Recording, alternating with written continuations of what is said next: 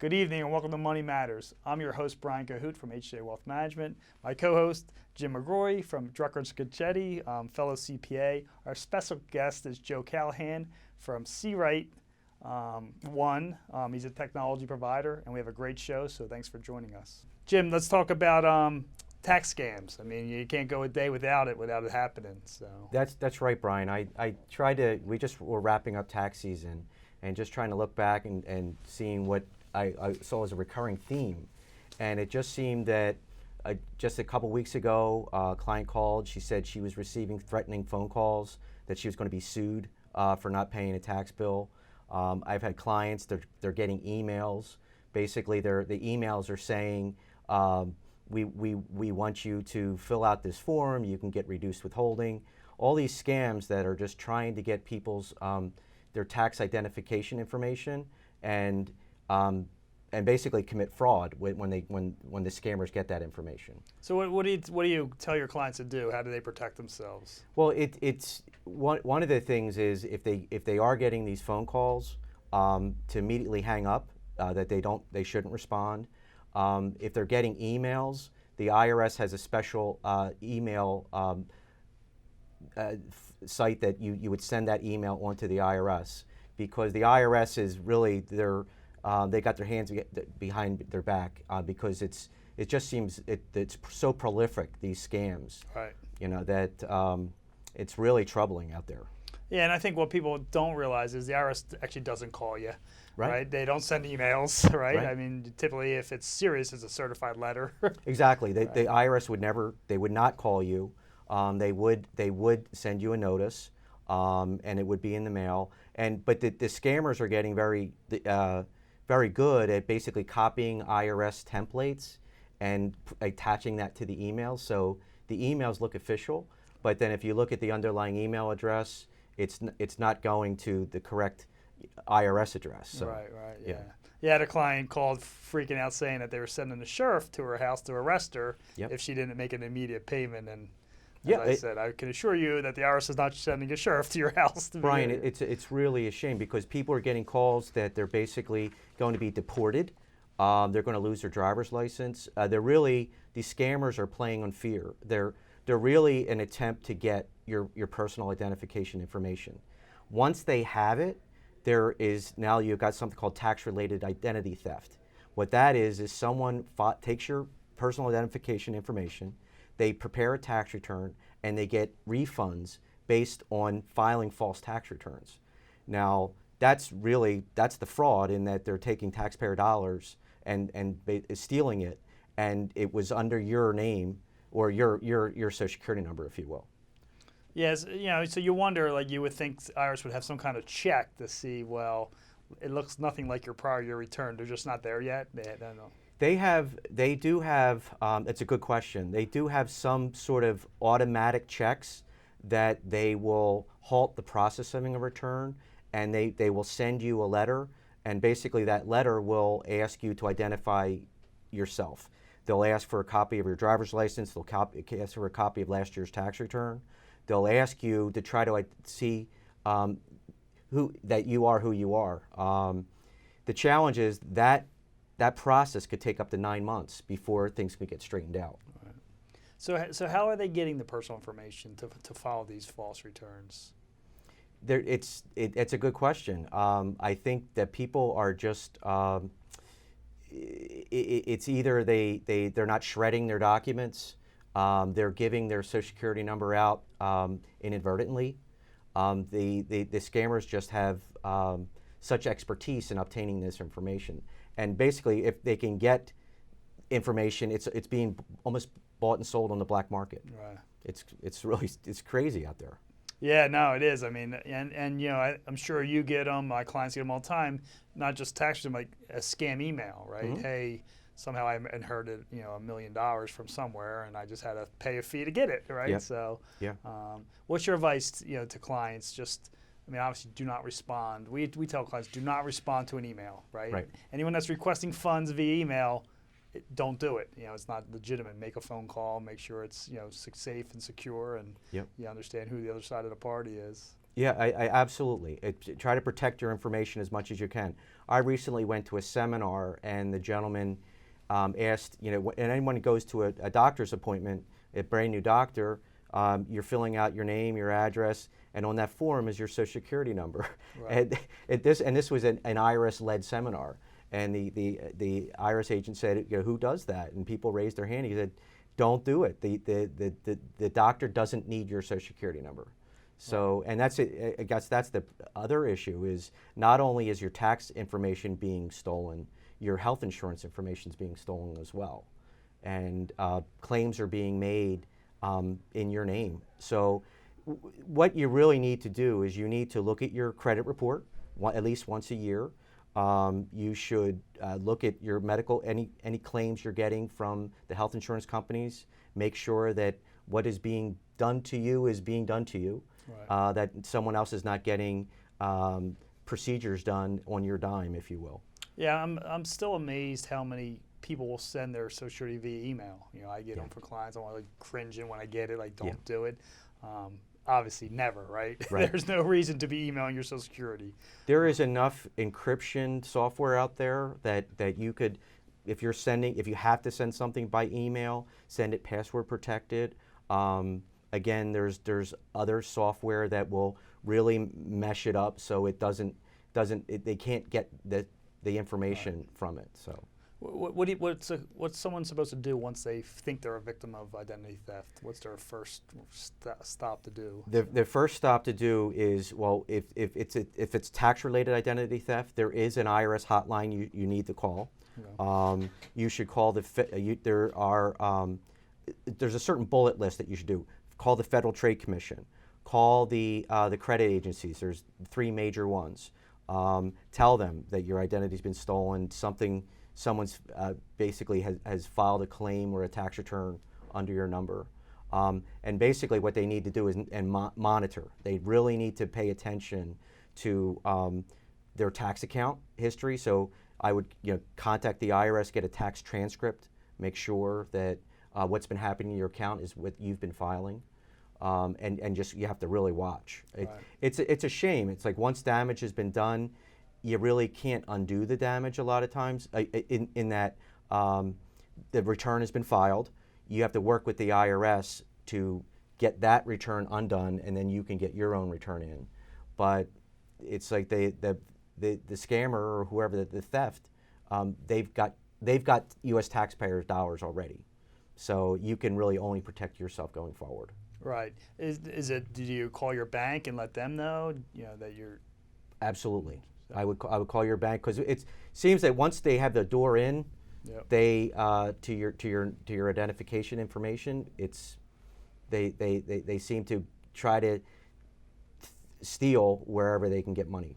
Yeah, I mean, it's a big problem. I know in our businesses, cybersecurity is a big issue. I mean, you really got to be kind of diligent about it, which is a pain, right? Because everything else is extra steps to protect yourself, extra passwords, double authentication, sometimes triple. So, but it's important because, as you said, unwinding that mess is a long process. It's a long process. We saw it this year in tax season sometimes where we would be filing a client's tax return, electronic filing, and the electronic filing would bounce. We wouldn't be allowed to file the return. We call the IRS, say what's the story, because it doesn't seem like, it seems that everything is fine with the return. Right. The IRS will tell us someone else filed a return. Already been filed. Yeah. So it literally took one of my colleagues over 3 hours just being on the phone with the IRS to try to answer questions to show that we're the right person. Right. We are who we are, and that it takes so much time to correct these things. Any idea what it's costing? What's the IRS is paying out annually in these false refunds? It is. I don't. But what I did see a statistic where the IRS, their measurements is their feeling is tax scams are up 400%. At least the scamming is up 400% this year as to last year. Wow. And what we're seeing in our practice alone, and you just multiply it, it is widespread.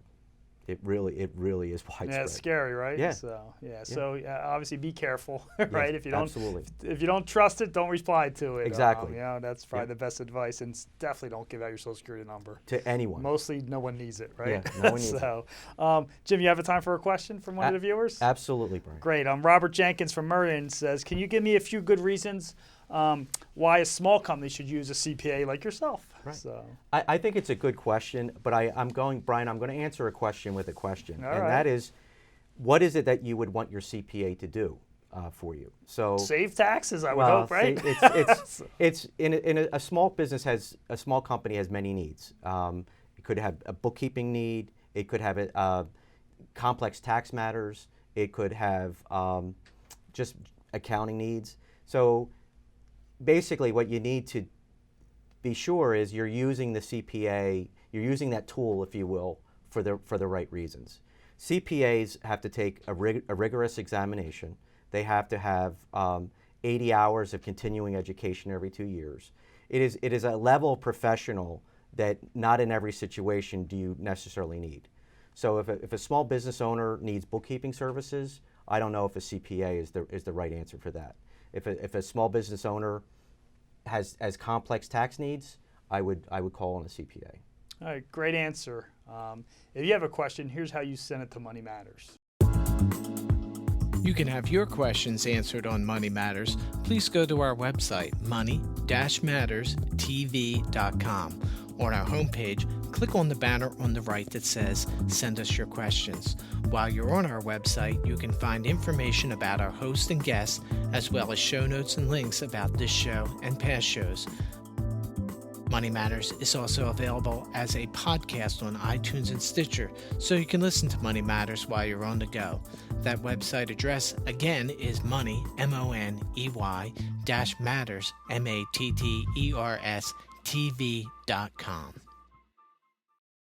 Welcome back to Money Matters. Now I'd like to introduce our special guest, Joe Callahan from CiRightOne.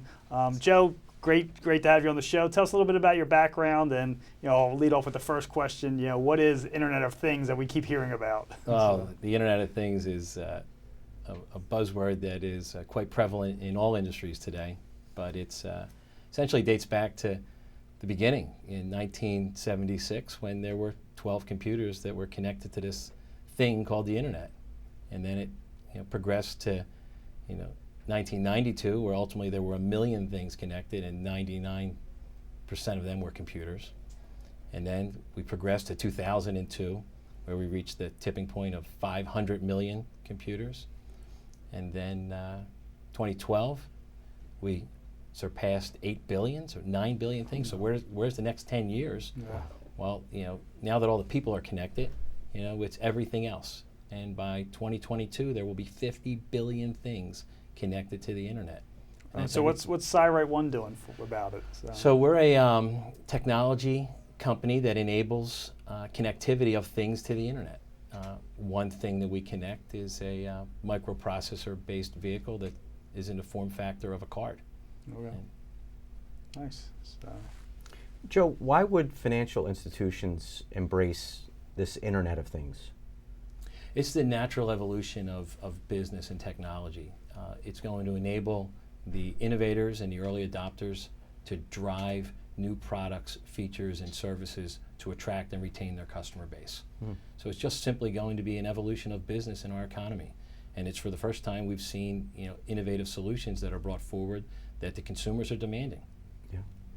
Have there been any regulatory changes? I know you hear some politicians talking about it. What's the landscape like politically? That's a very good question. The challenge for the industry overall and for the consumers and the businesses are that there are no regulations. It is essentially the wild, wild west right now from a technology standpoint. And terms and conditions may apply. So if anyone would like to understand, deeply what's happened over the past decade of terms and conditions and the use of technology, there's a documentary out there titled Terms and Conditions May Apply. Is that right? And it provides deep insight into what's happened since the dot-com bubble, what's changed, and where we're headed as a society. Oh, nice. So. Well, in Philadelphia, we don't like change. And, it's just sort of our nature. But what would a local Philadelphia institution, how would they know that they're ready for this Internet of Things and that, to tackle it? So, as you said, we don't like change in Philadelphia today, although, look back to 1776 when we drove all the change. Oh, right? yeah. So, but the legacy institutions today will be ready if they're currently utilizing a mobile wallet product, if they're currently utilizing remote check deposit, if they've got an innovator and an early adopter inside their institution that can see where we'll be tomorrow, that individual is the person that'll take the risk to offer a new solution and a service to their customer base. So the baby boomers like to take credit for all changes. What's driving these changes? Why is the Internet of Things, really what the landscape's moving towards? So it's the natural progression of the commoditization of technology. At this point in time, bandwidth, CPU power, and storage capacity are essentially free. Right. So that it's so easily affordable that now we've seen the technology companies penetrate what was the legacy technology businesses that were serving the financial institutions. So we're seeing all these new innovative ways for people to exchange money, people to pay for things in a different way as we move from a cash-based society to ultimately a cashless society or a diminishing cash society over the next decade. Good. Well, Joe, you mentioned mobility, and I guess my best analogy of that is my wife now takes a check and she takes a photo of it, and now it gets automatically deposited into her, our checking account. Help me with have people really adopted this concept of mobility in this space? The recent survey of remote deposit capture is 3 out of 5 customers are utilizing remote deposit because now it's something that is becoming ubiquitous, that everyone knows they can do it. And that technology for remote deposit image capture is 2 decades old. Wow. That's amazing. It is amazing. So we talked about security, about your personal information. I imagine security must be a hot topic in this industry, right? As more and more is going out there in the clouds, Internet of Things. What do people have to think about around security? So the biggest thing to think about security is by keeping your information and being cautious of every email that comes in. And every email is now positioned to try and drop onto your machine a piece of software so that they can get control of your machine. And it can be as simple as clicking on something inside a Word document or a PDF document. So the most important thing that they should do is make sure that their updates are current on all of their software. Never click on an email if you do not know the source. One of the easiest ways that people are being compromised is the simple, you have a secret admirer email. And so immediately, psychologically, you think, wow, someone's interested in me, let me click. Well, what that does, you welcome them right into your living room at that point. Once you've clicked on it, they can turn on the camera on your computer, and they can take control. So email is by far the greatest threat and the greatest risk. So the easier way to eliminate that is by texting information, which is secure, by utilizing in-app communications, to communicate information, the secured email, technologies that are out there. But just to be aware and keep your guard up at all times. Yeah, I think that's the hard part. Is people want ease, and the things we talk about maybe an extra step, but it's really important because once you're compromised, it's a mess. It's a real mess on your hands. So. Joe, this article hit my my desk yesterday. FinTech shaking up the financial industry, and it mentions something on 60 Minutes where there was an interview, and a young gentleman he dropped out of Harvard to get involved in this disruption of the financial technology. FinTech shaking up it just seems that this is what you're involved in now, right? So we're involved in all industries, but we're heavily involved in FinTech. And the reason we're heavily involved with FinTech, because we believe that there's a social responsibility for managing your personal finances, and parents to teach their children how to manage those finances. I mean, think about every month when the credit card bill comes in, how many people take that bill, take out a calculator, and add it up to see if the number's right, and then call the family meeting to say, we thought our card was stolen. How is it possible that we spent all this money? Yeah. Whereas fintech is really the ability to provide individuals real-time information of their financial life. Not just what their investments are earning, but what their expenditures are on a daily basis. So you're not shocked at the end of the month. In a similar way to your electric bill. You typically don't know what your electric bill is till the end of the month. But with technologies today, based on the temperature settings in your environment, you can control what your bill is going to be, midway through the month. You might be uncomfortable in August if you want to control that, but you're more uncomfortable when you get that, very large electric bill. Aggregating the data always seems to be the challenge because it's coming from disparate sources. Have they figured that out? Have they gotten good on? I know like sometimes you have to change passwords, and the integrity of that has always been the challenge. Have they solved it, or are they still a work in process? As an industry, I'd say there's progress on a quarterly basis. Data normalization and big data, is the foundation of several components of our economy. Right. I mean, data is the new gold. Yep. If you can measure it, you can then control it, and if you can control it, you can monetize it.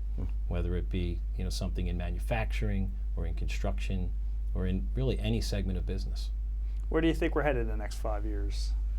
I think it's an amazing time, to be engaged in all areas in the fintech space.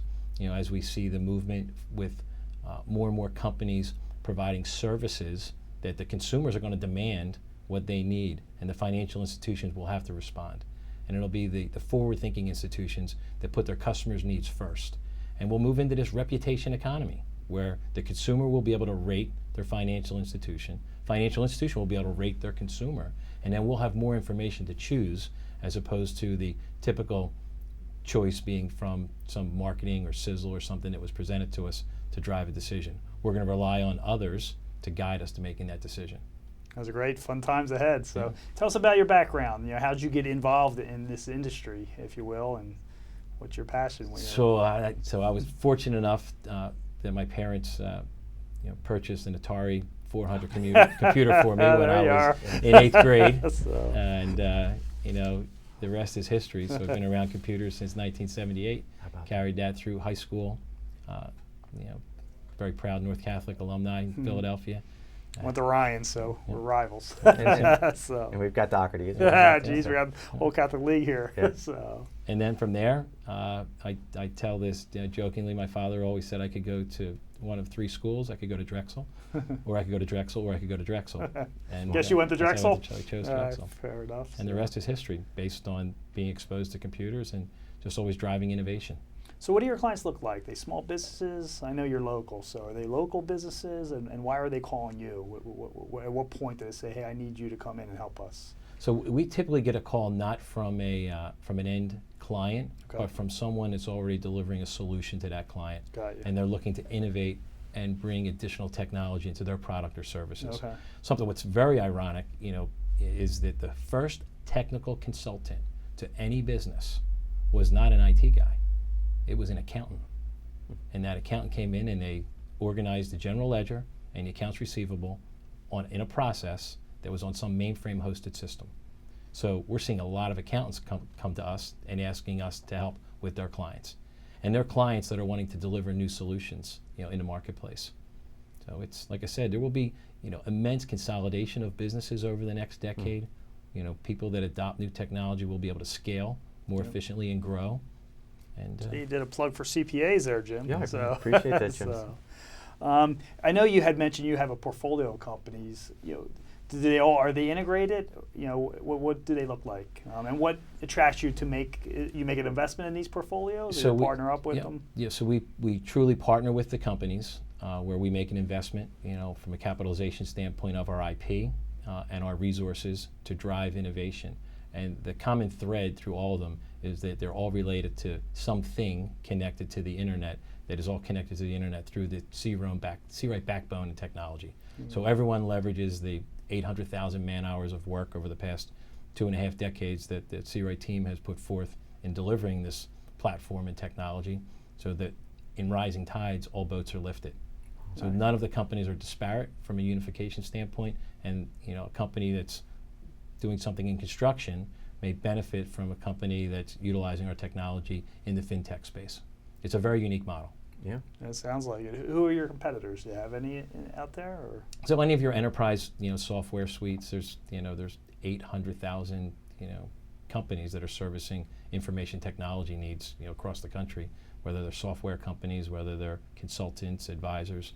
So typically we compete with a plethora of organizations to put together a single solution that we would bring forth. Right. So, we would show up with our band, and then someone else would need to bring, a few guest appearances for the Right. performance. How does your clients get to you? How do they find you? It's predominantly referral based. Okay. Has been that way for the past decade. Nice. That's the way to do it, right? Happy clients, you make new clients. So, Joe, we have about 1 or 2 minutes left. Anything else you want to share with the viewers about your company, or how they can really embrace the technology and use it to their advantage? So, we've got a new expression that we've been utilizing. If it's working, break it. Right. Because you have to look at innovating and changing your processes. And you as a business should become the focal point for communication from your suppliers, your vendors, and your subcontractors, and your customers. Migrate out of the email world, move into a world where you're in control of that communication channel in a secure, automated fashion, and look at the things that are in your world. How many of them are currently connected to the internet? Because the millennials that you're hiring, they're going to expect everything to be connected to the internet. Do you think companies do a bad job thinking about that? Is it like kind of an afterthought at this point, or? It's a simple wiring, where the individuals of the company fall in the adoption curve. There's only a very small percentage that are the visionaries and the early adopters. Most of the employees of the companies are early majority and late majority, so it's not that they're unwilling, they're unable to see where we'll be tomorrow. Great answer. That's a great answer. Well, thank you. I mean, we have obviously plenty more questions we could ask you, but unfortunately we have to end the show. So please join us next week. Our next guest is Chris Nisbet from J. Carroll Malloy Realtors, and always, your money matters. Thank you.